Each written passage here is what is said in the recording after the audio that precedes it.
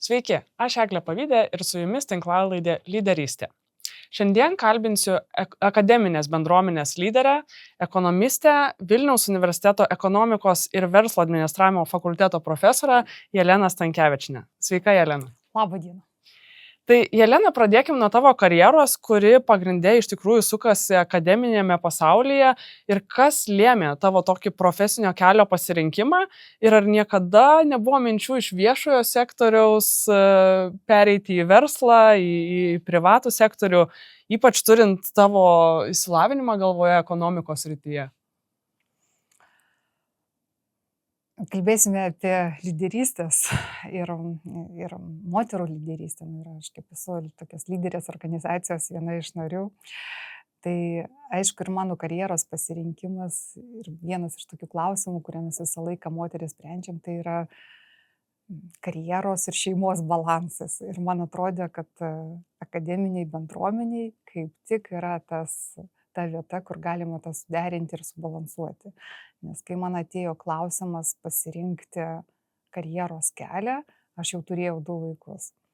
Na ir tada natūraliai aš galvoju, čia būsiu akademiniai bendruomeniai, gal čia tokia kūrybinė laisvė, tu gali pats pasirinkti, kada tu ką darysi, kaip tu susiplanuosi savo dieną. Bet likau, aš atradau didžiulę prasmę tame, nes tu augini būsimąją kartą. Tu augini tą visuomenę, kurioje mes visi gyvensim po kažkiek tai 10-20 metų. Ir nuo jų sprendimų priklausys, kaip mes gyvensime, tarkim. Tai tas yra labai didžiulė atsakomybė ir kiekvieną kartą aš kai ateinu pas studentus ir šiandien buvau auditorijoje, visą laiką sakau, žiūrėkit, jūs turit tą nešti atsakomybę už mus ir už būsimą Lietuvą. Labai iš tikrųjų prasmingai skamba ir smagu, kad galbūt nulėmė iš pradžių vienos aplinkybės, bet galiausiai tai iš tikrųjų tapo tai, ko tu degi. Aš matau, kaip tu apie tai kalbi, tai tas labai smagu. Ir tu ilgus metus dirbai Vilniaus Gedimino technikos universitete, kurį galėtume dėti į stereotipų rėmus ir vadinti universitetu vyriškai lyčiai. Tai ar jaunimas, ar jausmas tai yra, buvo toksai tau ten dirbant, tiek profesinė prasme, tiek žiūrint į studentus, ar visgi ten tokio pojūčio nebuvo? Buvo ir aš ir baigiau technikos universitetą, tai ir bendrai, kai visos beveik specialybės 80 arba 90% yra inžinerinės, susijęs su technologijom, tai natūraliai, kad ir vyrų ten yra daugiau ir todėl turint omeny, kad aš dar baigiau čia prieš daug metų ir tada gal ir visuomenė truputėlį kitokia buvo. Ir aš dabar pagalvojau, kai jau šį podcastą pagalvoti apie tokį moterų ir vyrų balansą ir pasirinkimą tam tikrų profesijų. Ir labai apsidžiaugiau, kad laikai keičiasi. Nes papasakosiu dar tokią kitą istoriją. Buvom Kinijoje, vizitavom kelis universitetus ir atvažiavom į civilinės inžinerijos centrą ir mums rodė ten tokias labai šiuolaikinės laboratorijas ir mes pastebėjom, kad ten nėra moterų tualeto. Visame šitam pastate nėra nė vieno moterų tualeto. Ir mes taip nustebom. Tai aš dabar atsisuku ir džiaugiuosi, kad, tu prasme, ir tai yra suprogramuoja. Atrodo, čia toks kažkoks tai, kažkas tai nepagalvojo, bet tai yra suprogramuoja, kad tada į tokias specialybės moteris neateina. Ir aš tada atsiminiau savo studijų laikus, tai tada rūbinės buvo, tai buvo viena merginų rūbinė, persirengti į fizinį lavinimą ir 5 vaikinų. Bet o kurse pas mus buvo 50/50. Ta prasme, tikrai vietų trūko. Bet buvo iškart, tam prieš tiek daug metų, buvo toks, kaip ir nusiteikimas. Tai aš labai labai džiaugiuosi, kad dabar praėjus tiek metų labai keičiasi. Ir tikrai mes manome, kad tas STEM veiklas ir inžinerinės veiklas moterų turėtų būti daugiau. Ir tikrai didelę savo karjeros dalį ir darei tame vyriškame, pavadinkime, universitete. Ar tau tai nekliudė, kažkaip niekaip neatsiliepia, kad tu esi moteris ir vat, tame universitete darai karjerą?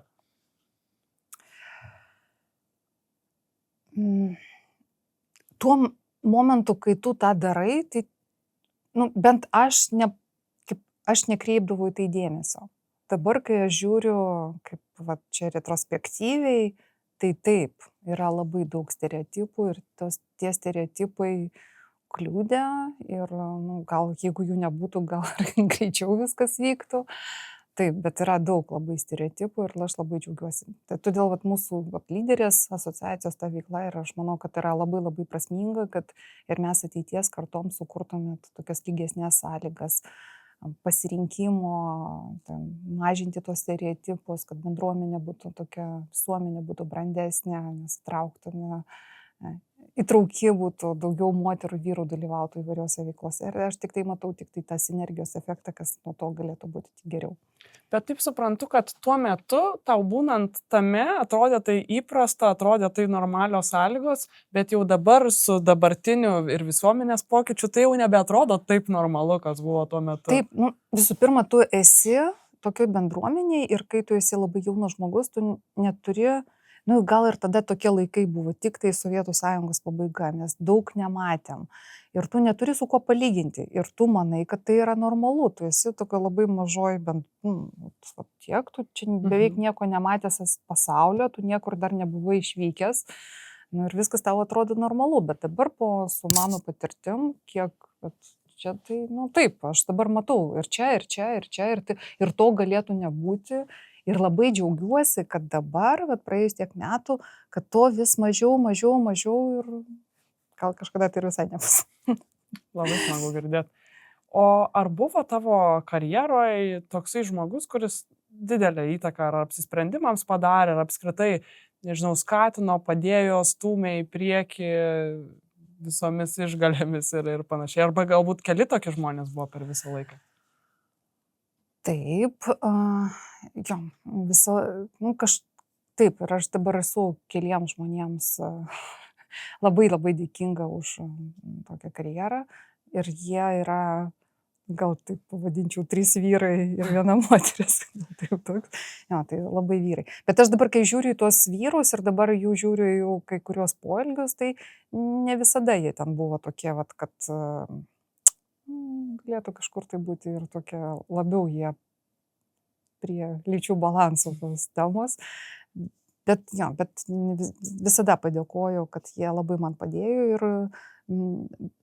padėjo, kuom labai tikėjo manimi. Ta prasme, ko aš nesitikėjau iš savęs, kad aš tą galiu padaryti, o tie žmonės tikėjo ir sako, vienas žmogus tai tikrai mane labai pasistumėjo ten mokytis, ten man buvo 13-14 metų ir tikrai ten sakė, daryk karjerą, važiuok, ten tą ir viską. Toks ir aš tikrai pagalvojau, tai gal ir aš galiu padaryti, jeigu žmogus tiki, kad aš tą kažkaip turiu tokių gabumų ir taip toliau. Taip, universitete taip pat irgi labai mano disertacijos vadovas. Ir jis labai, tarp kitko, visą laiką sakydavo, žiūrėk, tu esi jauna, bet tu visą laiką turi turėti savo tokį pragyvenimo šaltinį, tu turi savo darbą turėti, turi iš kur viską. Ir ten visą laiką mane skatindavo, kad tu turi nepriklausyti nuo vyro, tu turi viską pati kažką. O kaip manai, antra pusė daro įtaką apsisprendimams profesinėje karjeroje? Bendrai paėmus ir tavo konkrečiu atveju? Ta prasme, vyras?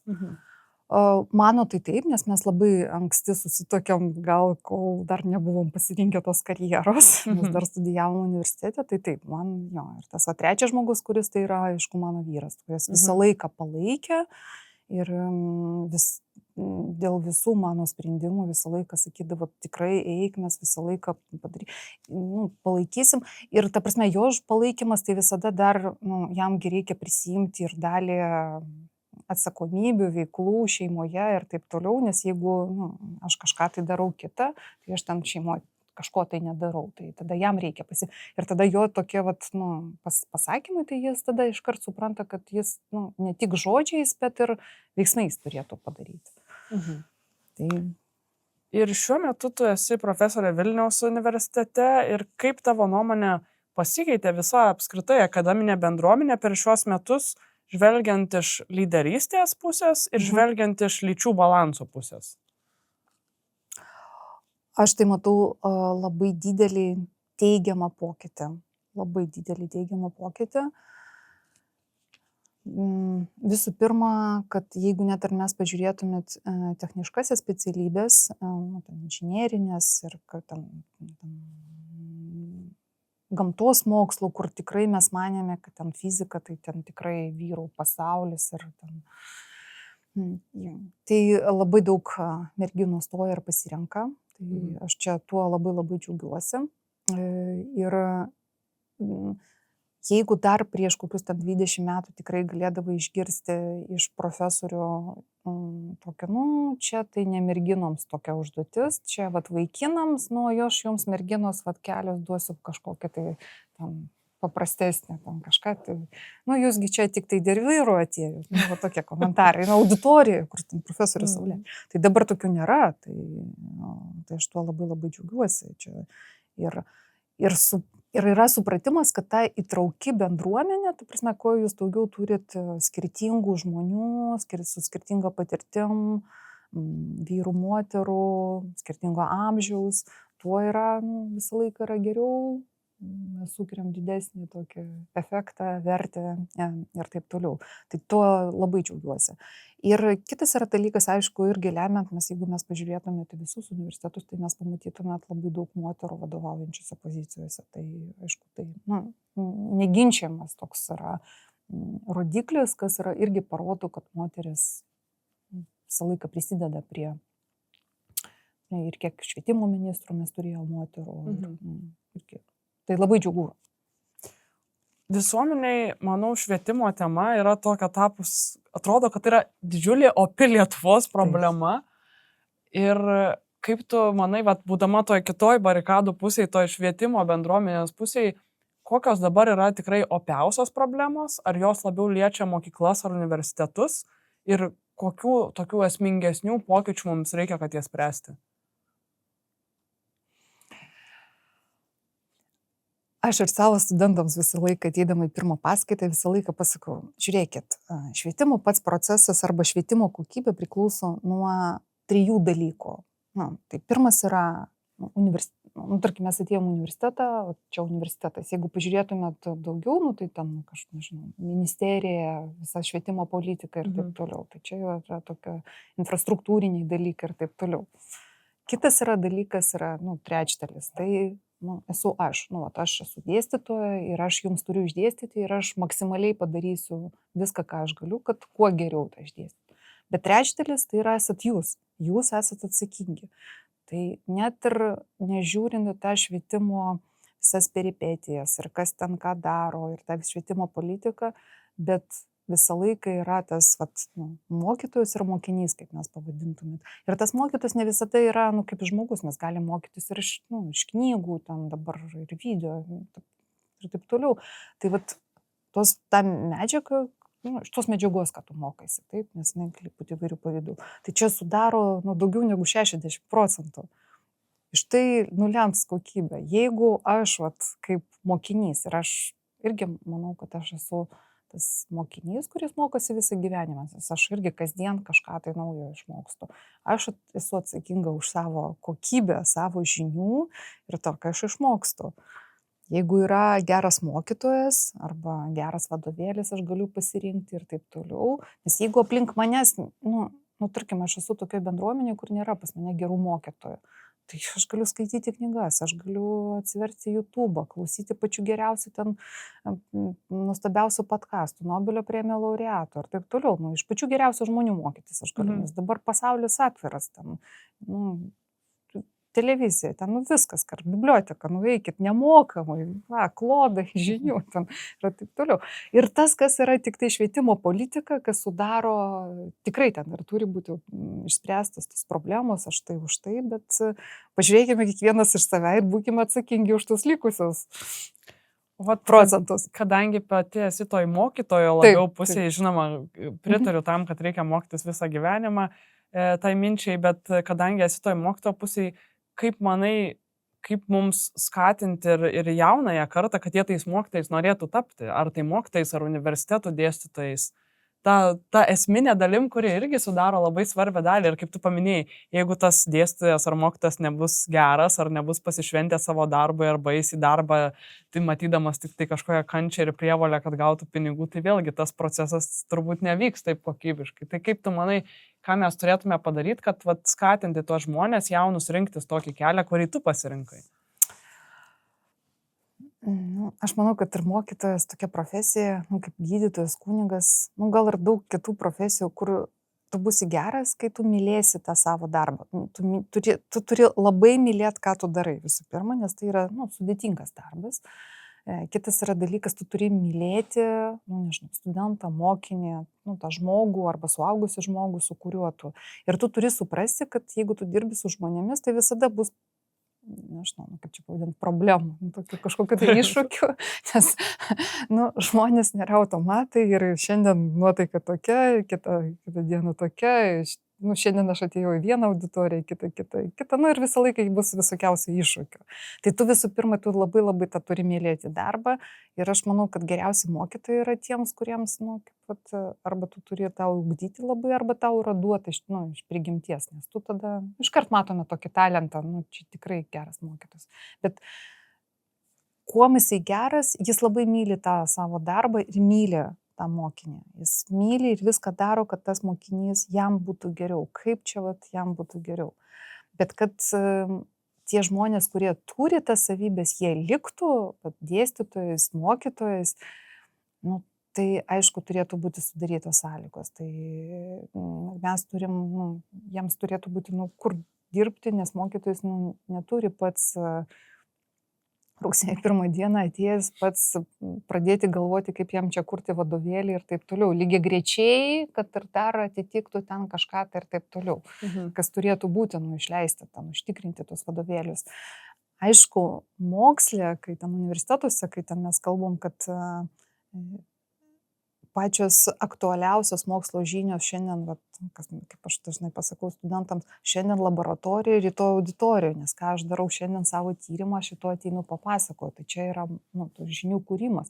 Bet kas yra pradinėse klasėse, mokykloje, tikrai ten viskas turi būti paruošta. Ir tikrai mokytojas neturi galvoti tam, kad jam išgyventi, jam reikia dirbti 5 darbuose. Tai ten tikrai yra ribos, kiek tu gali dėstyti valandų per savaitę ir taip toliau. Ir jeigu tu, nes tau moka už tą, pagrindinės tos valandos, tai kiek tu dėstai, tai kuo daugiau tu mokai dėstai, tuo daugiau tu esi, bet pasiruošimas. Ir tas pasirašymas, kiek yra ten kalkuliuotas, tai tikrai tu daugiau ruošiesi. Tai tas pasirašymas irgi kainuoja. Tai viskas nuo politikų, kas priklauso, tų sąlygų sudarimas, tai nuo valstybės, savivaldybių, merų ir taip toliau. Tai užtikrinkit tą ir mokytojai tikrai ateis geriausi mokytojai. Jie liks. Jie supras, kad aš galiu ten likti ir aš galiu daryti savo geriausią darbą. Man nereikia galvoti apie tai, kaip tą ir tą, aš galiu tik tai ateiti. Tai manai, kad problema yra gal labiau ne tiek, kad nėra pasišventusių ir norinčių tai daryti žmonių, bet kai jie tą pabando, jie susiduria su sistema, kuri jų nepalaiko pakankamai. Ne tik tai, nes sistema nepalaiko tave profesinę prasme, bet tu pradedi galvoti, aš noriu turėti šeimą, aš noriu turėti ten vaikus, aš noriu gyventi kažkokiam tai, turėti būstą. Aš ateinu į banką ir bankas pasako, kad neduoda man paskolos, nes aš negaliu užtikrinti. Tai aš dar turiu, nežinau, kažkaip tai nueiti į teatrą, nusipirkti knygą, skirti savo kažkokiems tai mokslams tam pinigų, tai nuvažiuoti į kelionę, bent kažką tai pamatyti. Tai natūralu, tai tokie dalykai.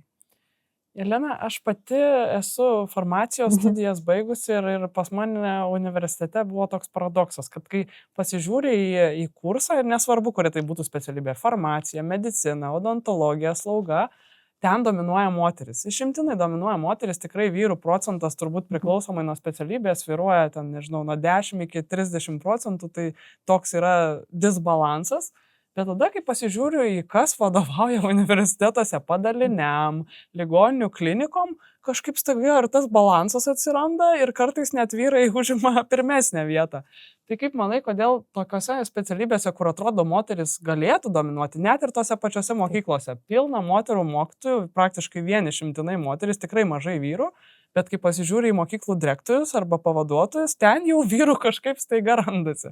Tai kaip tu manai, net tokiose specialybėse, kur tikrai tų moterų daug ir atrodytų jau mes čia galėtume užvaldyti pasaulį, visgi tų vadovių ten kažkaip staiga sumažėja moterų. Čia gal tokia bendra problema ir aš gal ją padalinčiau į tokias, gal dvi dalis. Pirma yra priklauso nuo visuomenės, nes sąlygos yra tokios, kad, ir bendrai ir visuomenė pasitikė kažkaip tai, jeigu mes pasižiūrėkime tai rinkimus, lyg tai galima balsuoti ir už moteris, bet išrenka daugiau, tai ne, dabar proporcingai išrenka daugiau vyrų. Tai vienas yra dalykas toks, o kitas yra dalykas, aišku, visos moteris ir vyrai šeimos susiduria su tuo, kad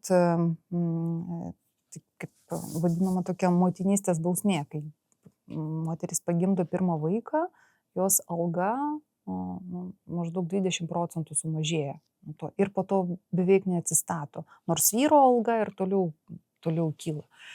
Tai nuo to, kai ir visuomenės toks požiūris, kad liktai čia yra moters atsakomybė, kad šeima, ten vaiką nuvesti, nueiti į susirinkimą, jeigu vaikas susirgo, kas atsiguls į ligoninę su vaiku, tai aišku mama ir taip toliau. Ir tada moteris, kai turi kitų, taip vadinama tą antrą pamainą, ne tik tai darbe, bet ir namie, tada moteris ir neprisijima tos atsakomybės ir noro, tada pasako, tai čia, aišku, nes vadovaujančios pozicijos visą laiką yra susijęs su tuo, kad tu prisijimi žymiai daugiau atsakomybės ir tu turi žymiai daugiau laiko tam skirti. Ir dažniausiai tas laikas nėra skaičiuojamas ir nėra ribotas.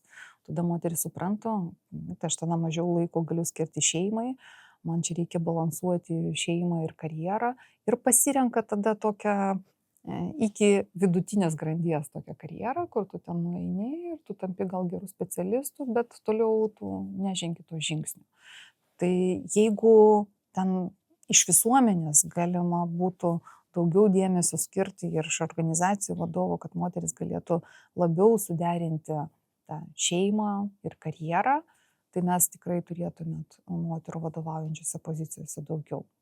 O kitas yra labai didelė, aišku, tai yra moterų pačių nusiteikimas būti, padaryti tą žingsnį, būti lyderė, prisijimti didesnį atsakomybę, pasitikėti savimi.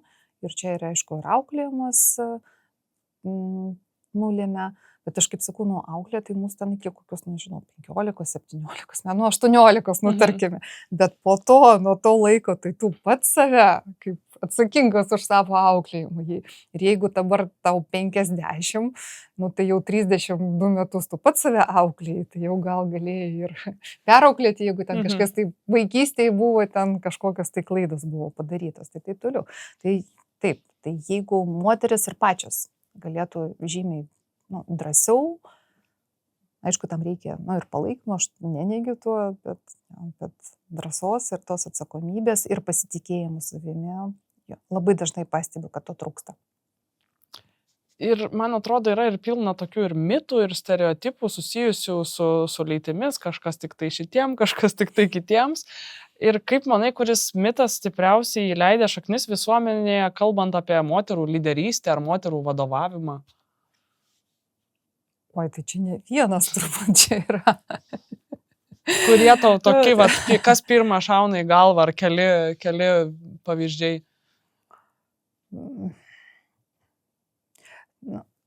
Toks yra, vienas, tarkim, kad vyrai yra protingesni negu moteris. Tai čia, kas protingesnis, tas yra vadovas. Tai aišku, jie ten protingesni, tai jie turi būti vadovais. Nors to neparemta nei jokiais moksliniais tyrimais, nei taip toliau. Ir gal vadovavimo pozicija ne visada, tas protas, jis jo kažkiek tai turėtų būti, bet ten ir kitos savybės labai nulėmė daug vadovaujančiose pozicijose. Tai kitas yra, minėjau tas stereotipas, kad tikrai moteris yra atsakinga, tik tai moteris yra atsakinga už šeimą, o vyras tai jai padeda. Tai jie buvo augina vaiką, vaikasgi yra abiejų atsakomybė, tai čia kas kam padeda, ar mes kartu tą darom. Taip. Kitas yra dalykas. Ar kitas tokios savybės, kai moteris ten, tarkim, griežčiau pasako, tai mes irgi ten visi galim savo galvoje atsiminti tos apibūdinimus, kuriuos apie moterį. Jeigu vyras griežčiau pasako, tai jisai čia kietą ranką turi, šaunuolis. Šaunuolis, atėjo, kietai išsprendė, o čia tai, jeigu ten moteris turi daug argumentų, kodėl taip neturi, isterikė, ten, dar kažkas tai tokia, bepititai. Daug, kas tikrai, gal čia visuomenės tokia branda turėtų būti. Jelena, tu esi viena asociacijos lyderė steigėjų ir ką tau kaip žmogui duoda buvimas kažkokiose socialinėse veiklose ir kam tau to reikia? Taip, man čia tokia pasisekė gal ir tuo momentu būti, kad mes ten 8 nusprendėm įkurti lyderės organizaciją, 8 steigėjos. Ir tada, kai aš pirmą kartą atėjau į tą mūsų susitikimą, aš negalvoju, kad mes visuomeniai turim tiek problemų. Man atrodė, čia tai. Ir aš kažkaip tai, aš nesuprasdavau, kad tai yra problemos, aš gal kažkaip tai nekreipdavau dėmesio, bet kai aš atsidūriau ten ir aš supratau taip, ir aš pradėjau pastebėti taip, aplink mane tokių dalykų yra, taip, ten vadovas atėjęs į posėdį gali sau leisti pasakyti, ką jūs ten mergos sugalvojot, kreipdamas į aukščiausią lygį kitas vadovės, merga pavadinti. Čia yra, kaip normalu, jis net nesupranta, kad tai yra kažkaip negerai. Ir tokių dalykų, daug. Ir vienas yra dalykas, o kitas yra labai svarbu, aš supratau, kad kitoms moterims irgi reikia tas buvimas kartu, buvimas priklausimas organizacijai irgi yra labai svarbu, nes tu jauti tokį palaikymą, tu supranti, kad tu esi ne viena, daug kas praėjo tokias pačias stadijas arba tokias problemas arba iššūkius ir mes gal visos kartu ir jeigu aš esu tokioje aplinkoje, kur aš esu viena moteris lyderė, o kitų aš ten gyvai nematau, aišku, aš matau prezidentę per televiziją arba ten ministrė pirmininkė, bet neturiu tokių realių pavyzdžių. Tai čia tu randi pavyzdį tokį role model.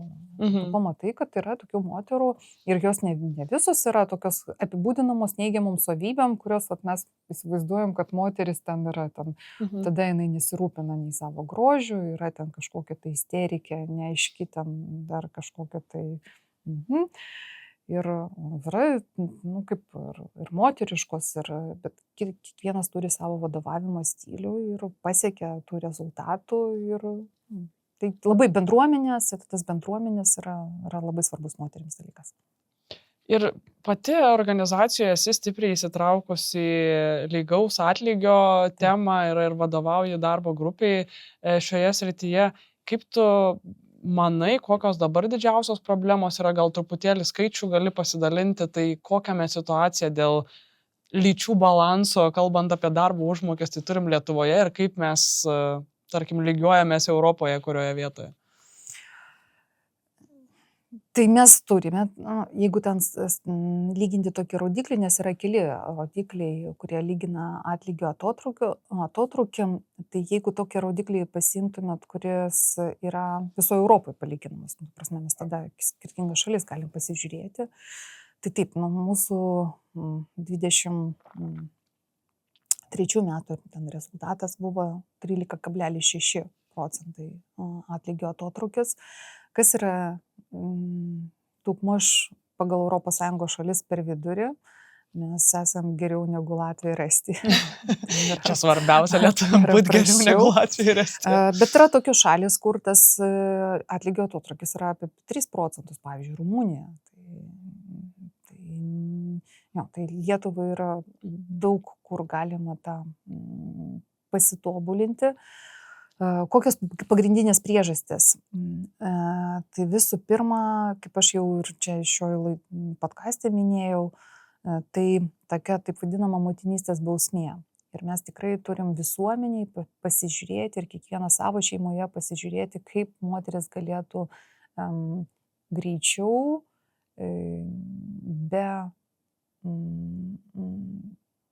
be kažkokio tai ten atlygio sumažinimo grįžti į tą veiklą, profesinę veiklą, kuo jinai užsiėmė. Tai čia yra labai svarbu ir čia yra ne tik tai moters šeimos, kaip sprendimas ir atsakomybė, bet ir kiekvieno darbdavio, mes kiekvienas galim pagalvoti apie tai, kaip mes galim greičiau moterį susigrąžinti, kad jos alga pradėtų taip pat kilti po grįžimo iš motinystės atostogų ir panašiai. Tas yra irgi labai svarbu, nes irgi turint omeny, kaip aš ekonomistė, tai man ir demografinė situacija Lietuvoje yra labai svarbi, tai mes norim, kad Lietuvoje augtų ir gyventojų skaičius Lietuvoje augtų, tai mes turim skatinti šeimas, kad turėtų būti ne po vieną vaiką, o po daugiau vaikų, tai tą, kaip ir mūsų visos visuomenės atsakomybė tą daryti. Kitos yra priežastis, tai mes, čia vidurkis yra 13,6, bet tam tikruose ūkio sektoriuose arba pramonės šakose yra tas atotrukis yra žymiai didesnis. Pavyzdžiui, finansų, IT, tai ten virš 30% yra. Tai kas tikrai mes turim pasižiūrėti ir finansai ir IT tikrai yra tokios specialybės, kur moteris galėtų tikrai įsitraukti, čia nėra jokių ten apribojimų, mes turim turėti ir moterų vadovų. Taip pat ir kitas yra priežastis, pavyzdžiui, moteris vadovės, tarkim, jų yra tik tai apie ten 20% ir mes aukščiausiose lygiuose, aukščiausiame lygyje, mes turim labai gerą situaciją vidutinės grandies vadovių, tai ten yra moterų daug, bet aukščiausio lygio vadovų, įmonių vadovų,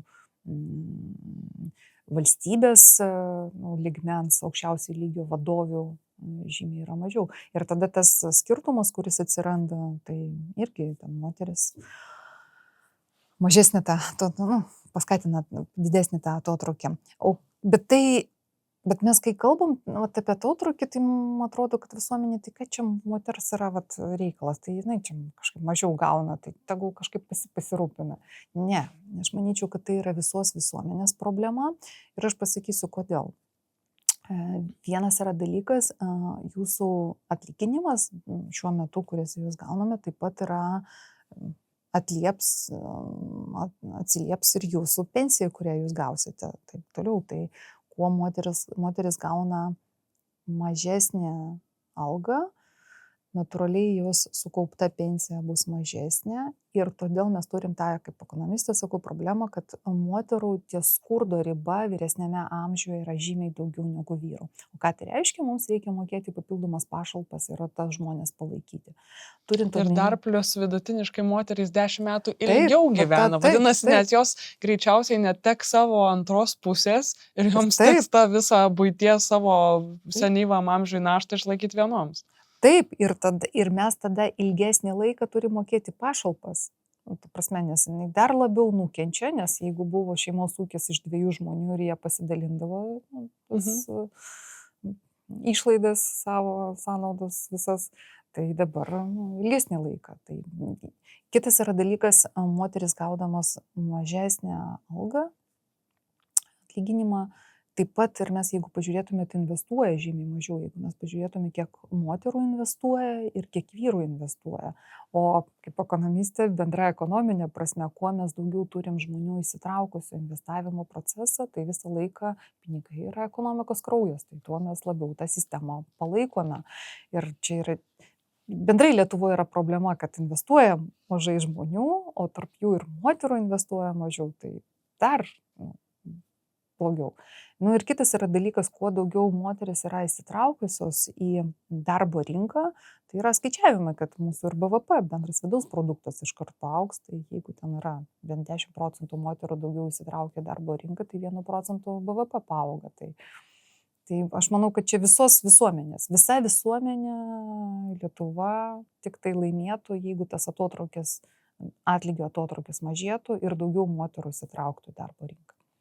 Ir ta pačia tema, kaip manai, iš visų požymių ir pokyčių vykstančių valstybėje, ar tiek verslui, tiek valstybei, tiek ir švietimo sektoriui, kuriame tu pati dirbi, pakankamai šiuo metu rūpi tas vienodas darbo atlygis tarp vyrų ir moterų, ar kažkurioje srityje to rūpesčio yra per mažai? Kad rūpi, tai taip, nes mes esame ES nariai ir, aišku, ES tai vienas iš darbotvarkės klausimų ir iš ten ateina labai daug kaip įpareigojimų, ką mes turėtume daryti. Ir ten, pavyzdžiui, ir didelės organizacijos, ten ir moterų valdybose turėtų būti tam tikras skaičius ir užtikrinti lygų atlygį. Mes turėtume labai tokias skaidrės atlygio skaičiavimo sistemas ir taip toliau. Ir net ir vienas toks yra sprendimas, kai Sodra pradėjo skelbti vidutinį darbo užmokestį vyrų ir moterų. Aišku, ten pasipylė pirmais mėnesiais labai daug kritikos tam rodikliu. Visi tam daug rodiklių ekonomikoje turi tam tikrų kritikos, bet kol nėra geresnio, tai mes matuojame tą. Tai jo, bet tai yra daug paskatina ir pačių įmonių laikytis, žiūrėti, kad, kodėl pas mus taip iškreipta, kas yra negerai, dėl kokių priežasčių taip atsiranda. Ir mūsų darbo grupiai atlygio atotrukio mes turim tokią mintį surinkti gerąją praktiką iš geriausių Lietuvos įmonių, kur atlygio atotrukis yra mažiausias. Tai mums labai taip pozityviai mes džiaugiamės ir nustebino, kad daug įmonių rūpinasi tuo, kaip galima būtų visų pirma moteris kuo greičiau susigrąžinti iš motinystės atostogų, kad ji kuo mažiau nukentėtų dėl darbo užmokesčių grįždama iš motinystės atostogų, kaip dar sukurti tokias sąlygas, kad jai lengviau būtų daryti karjerą ir derinti šeimą ir karjerą. Tai aš labai džiaugiuosi tokiais teigiamais pokyčiais, taip pat dar yra. Ir mes paskaičiavome, kad nes tas atlygio atotrukis, jeigu pažiūrėtume, jis labai labai mažai kinta. Ir dar tam, kad mums net ir Rumunijos pasiekti, tai mums apie 100 metų reikia. Tai nes net jeigu mes nedėsim jokių pastangų papildomų ir tikrai mes negalvosim, kad mums tai yra svarbu, o mums tai yra svarbu, nes moteriams yra svarbu dėl to, kad jie gauna mažesnį algą, o vyrams yra svarbu, nes jų yra čia mamos, žmonos, dukros. Tai visiems būtų geriau, kad tas atlygio atotrukis būtų kuo mažesnis. Ir kaip manai, ką verslai galėtų daryti, tiesiog nelaukdami jokių reguliavimų, prievolių, kvotų, kokius sprendimus galėtų priimti įmonėse, kad tikrai ta problema būtų gal netgi greičiau išspręsta? Pirmas yra ten iš verslo administravimo fakulteto, tai taip, nes joks procesas nėra valdomas, jeigu jisai nėra matuojamas. Tai visų pirma reikia pamatuoti. Net jeigu jums įmonė nelabai tinka tas rodiklis, kuris Sodra pamatuoja, automatiškai paskaičiuoja, nes reikėtų paskaičiuoti ir tuose pačiuose pozicijose, lygiuose ir taip toliau, pagal patirtį, pavyzdžiui, ar dar, nes kiekviena įmonė ten turi savo. Tai visų pirma, kai jūs pradedat tą skaičiuoti ir pradedat apie tai kalbėti, ir jeigu į vadovo, net ir vidutinės grandies vadovo, į jo atsakomybę įtraukta tai, kad jis turi kaip ir pasižiūrėti tą rodiklį, ar viskas yra gerai, tai jau yra labai dideli tokie teigiami pokyčiai, nes tada pradedama galvoti, o kodėl taip yra, ką mes čia galėtume padaryti, kodėl pas mane čia susiklostė tokia situacija. Ir tie sprendimai, jie ne visada yra daug kainuojantis, nes tik tai požiūrio pakeitimas. Nes pavyzdžiui, tam, kad moteris kuo greičiau atsitrauktų po motinystės atostogų, visų pirma, daug įmonės yra tokia politika, jeigu tu išeini motinystės atostogų, tave išjungia tavo elektroninį paštą, tu negauni jokių ten pranešimų. Kodėl? Gal bent jau naujienlaiškį aš galėčiau gauti kas mėnesį ir žinoti, kas įmonėje vyksta, kad aš netitrūkčiau nuo tam tikrų veiklų. Kodėl man bonusus išmokėjo, kad algą indeksuoja visiems. Bet kodėl taip? Kodėl mes negalim, pavyzdžiui, pradėti kalbėtis apie tai, kad moteris grįžta po žymiai anksčiau, pusmetį prieš. Gal jai reikia kažkokio tai papildomų, nežinau, kursų, gal jai reikia papildomai pasiruošti, gal jinai nori grįžti ne į šią poziciją, o į kitą poziciją. Lankstus darbo grafikas. Aišku, ta pandemija labai daug mums čia dabar padėjo ir čia galima ir iš namų dirbti ir taip toliau, bet anksčiau tai būdavo nuo 9 iki 5 ir tu turi nuo iki ten būti. O gal moterims labiau tinka ten 6 valandas dirbti. Ir tas lankstus, nepilnos darbo dienos. Arba kad būtų tarpai tiesiog, kad tu pasiimi vaiką iš darželio ir dar padirbi porą valandų. Taip, arba tu ten kažkiek tai pusę dienos dirbi darbe, pusę dienos likusią dalį dirbi iš namų ir čia viską galima suderinti. Tai arba net ir labai lankstesnis požiūris darbo iš namų. Pavyzdžiui, nes jeigu moteris paima nedarbingumo lapelį, nes jeigu labai griežtas požiūris į tai, kad tu negali pabūti su vaiku, kuris negali šiandien eiti į darželį, bet vaikas netaip serga, kad jis tam tikrai jį reikia prižiūrėti, bet aš galėčiau kažką tai padaryti.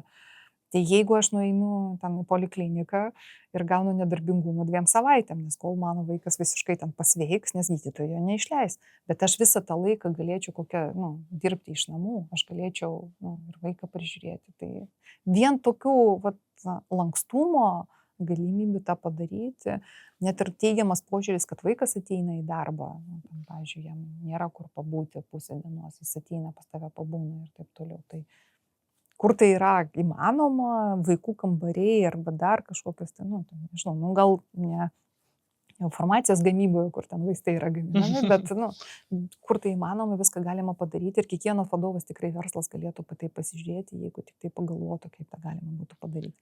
O kaip manai, kiek tokios kaltės, sakyčiau, dėl to nelygaus darbo atlygio tenka pačioms moterims, kad jos nepakovoja dėl savęs, kad jos neišsako, kad kažkas yra nelygu, ne taip ir kad aš matau nelygybę, tarkim, arba neteisybę?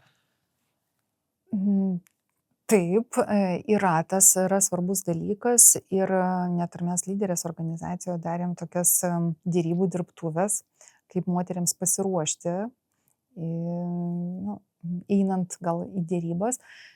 Ir gal čia keli tokie galėtų būti patarimai. Visų, gal žinoti, kiek kitas gauna, tai dabar labai griežta asmens duomenų apsauga, gal mes tą ir negalim žinoti, bet pasižiūrėti, koks rinkoje yra vidurkis mano pozicijos ir einant į darbo pokalbį, žinoti, ko aš galiu tikėtis. Nes jeigu jūs ateinat ir paprašot, nežinau, trečdalių mažiau, negu net biudžete yra numatyta tai pozicijai, tai kaip?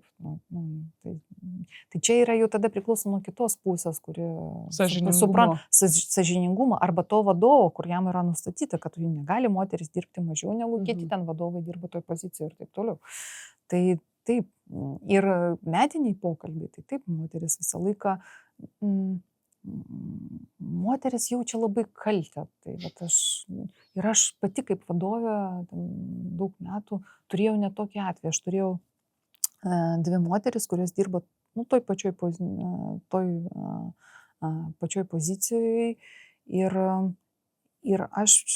ten taip tokia galimybė buvo, kad galima vieną buvo poziciją paaukštinti. Ir natūraliai jinai gauna tada. Ir aš iš tų 2 pasirinkau tą, kuri yra daugiau turi kompetencijos, moka užsienio kalbą, tikrai pagal kompetencijas. Ir aš ją pasikviečiu ir jinai man pasako, nežinokit, aš tikrai negaliu, jūs atiduokit mano kolegijai tą poziciją.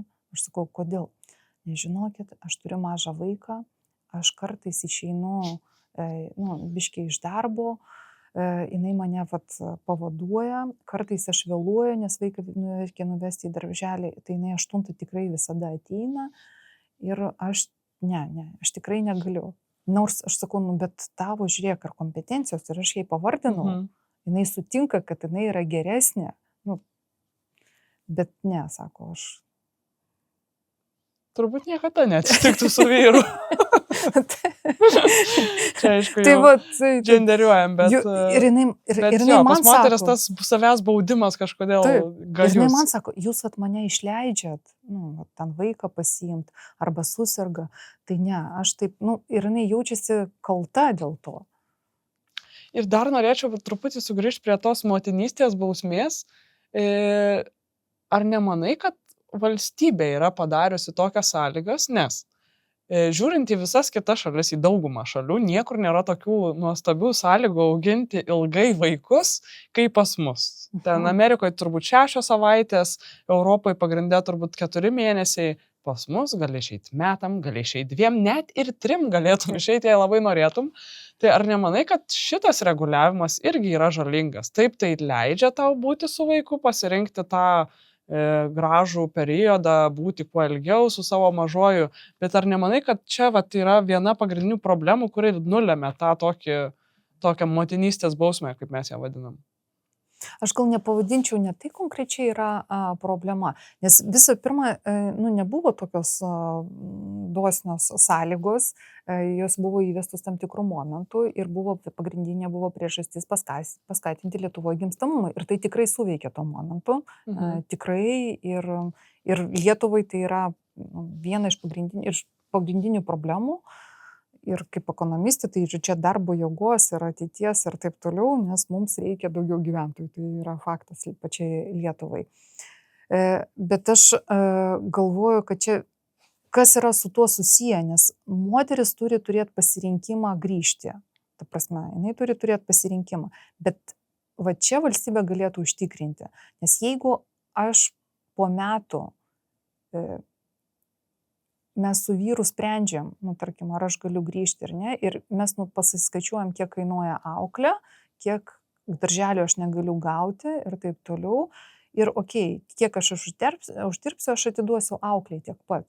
Ir tada aš neturiu pasirinkimo grįžti. Ta prasme, tada šeima nusprendžia, nes vyro alga yra didesnė, jis per tą laiką, kol moteris 1 metus prižiūrėjo, dar darė karjerą ir gaudavo ir taip toliau, jo alga augdavo. Ir tada iškart nusprendžiama, kad moteris liks pasiaukos, nes jos alga yra mažesnė. Bet jeigu būtų galimybė suderinti, tau yra vaikui suėjo metai ir moteris tikrai nori grįžti, ten šeima palaiko ir taip toliau. Ir jeigu būtų ten sudarytos nuo metų priimti, pavyzdžiui, vaiką į darželį ten lopšelį. Gal galėtų būti kažkokiu tai kitų ten labai mažų, ten, nežinau, užsienyje yra, ten moteris prižiūri 2-3 vaikus mažus ten iki metų ir taip toliau. Pas mus yra labai ten griežtas reguliavimo sąlygos. Ten, ta prasme, jeigu aš turiu 5 vaikus, tai yra gerai, kad pas mus namie vienas yra tualetas, bet jeigu aš pasisiimu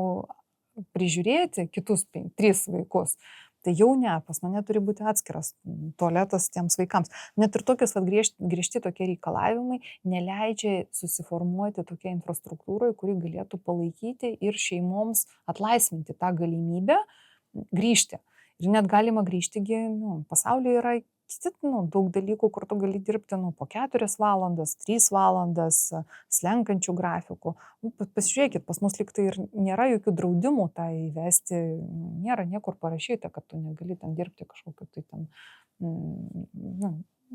visai kitokį turėti grafiką negu, bet visi mes pripratę, kad 8 valandas, arba ten kažkokį pusę etato, tai pusę etato čia mums neapsimoka ir dar kažkas tai ir taip toliau. Tai visokiausių tokių lankščių sąlygų sudarimas, kad ir mes galėtume užtikrinti tą gimstamumą ir tam, kad moteris galėtų greičiau, laisviau ir be jokių ten atlygio nukentėjimo grįžti į darbą, tai tikrai labai reikia ir O kaip dabar ir politikam atkreipiuosi, tai tikrai. O kaip tu ekonominiu požiūriu vertini kitą momentą? Tarkim, moteris nori grįžti į darbą, jinai staiga netenka savo motinystės to periodo išmokos, kuri galėtų iš esmės skirti auklės samdymui ar kažkokiai kitai pagalbai. Ir dar kitas momentas, turime lubas. Taip. Aš lygiai pati, kai turėjau padaryti sprendimą, kada grįšiu į darbą, grįžau po mėnesio. Tai buvo sprendimas vien dėl to, kad man tikrai būtų reikšmingai sumažėję mano pajamos, vien dėl to, kad yra lubos, nors aš sąžiningai moku mokesčius. Tai vat kaip tu manai, visiškai ekonominiu požiūriu atsiribojant nuo tarkim, emocinių kažkokiu, kad aš čia uždirbu ir man čia dabar neduoda, bet ar tai yra įmanoma pasiekti valstybėje, ar tai būtų per didelė finansinė našta?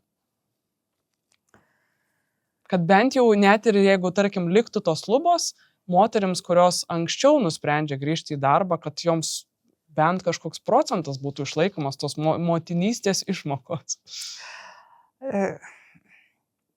Mūsų Lietuvos sistema yra tokia kitokia, nes jeigu ten, tarkim, Amerikoje, tai tu pats kaip ir sukaupi savo ir tu naudoji tos, kaip ir savo pinigus tam, kad kai tu grįžti ir tada, kaip ir lubų, kaip ir pas tave nėra, tu tada pats gali apsispręsti, kiek tau ten, kada tu ten gausi arba kokias išmokas gausi. Tai va tas investicinis, įvairios tam priemonės yra, ir draudimas, ir investicinė kažkokie tai fondai ir taip toliau, ir ten pensijos draudimas ir taip toliau. O Lietuvoje yra kitokias, jeigu taip labai labai paprastai, tai ką mes šiandien surenkam iš mokesčių, tai mes paskirstom pašalpom ir pensijom. Tai nėra. Ir tada iš kur atsiranda tada tos lubos viskam? Nes tada tu negali surinkti. Šiuo metu pas mus yra žymiai aukščiau virš vienetų, kiek išlaiko vienas dirbantysis. Ta prasme, kiek mes turim socialinių pašalpų mokėti. Tai tada iškart nesusibalansuoja ta sistema. Tai taip, šiuo metu įvesti turbūt ne. Mums reikia daugiau gyventojų. Jeigu mes turėtumėt, kad dirbančiųjų yra žymiai daugiau negu tų, kurios mums reikia mokėti pašalpas ar kažkokią tai socialinės garantijas užtikrinti, tai tada galima būtų tą sistemą svarstyti ir kažkaip tai kitaip daryti. Bet šiuo metu tai yra sunkiai įmanoma. Ekonominė prasme, tai taip, tas pyragas turi būti žymiai didesnis, kad mes jį galėtume dalinti. Tada.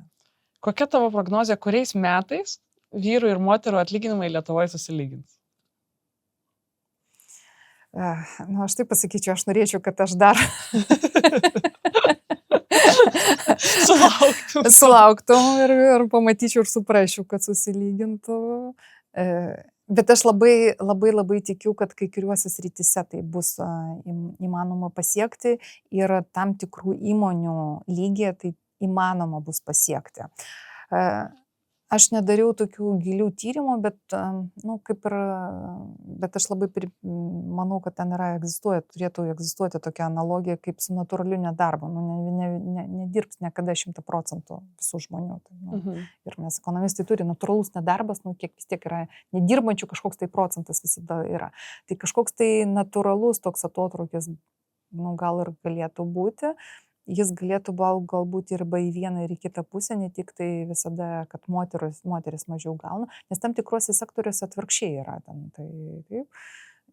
Bet aš labai tikiu, kad mes galim atskirų įmonių, atskirų sektorių gal pasiekti tą rezultatą. Tai, žymiai greičiau. Ta prasme, žymiai greičiau ir jokių nematau, kad ten būtų didelių suvaržymų, bet kuo daugiau tokių pavienių gerų atvejų, tai visoje Lietuvoje tai būtų žymiai geriau. Ir pabaigai keli tokie visiškai trumpi klausimai. Ar tavo nuomonė gali veikti komanda, kuri turi stiprią lyderę ar lyderį, bet tas žmogus nėra komandos vadovas?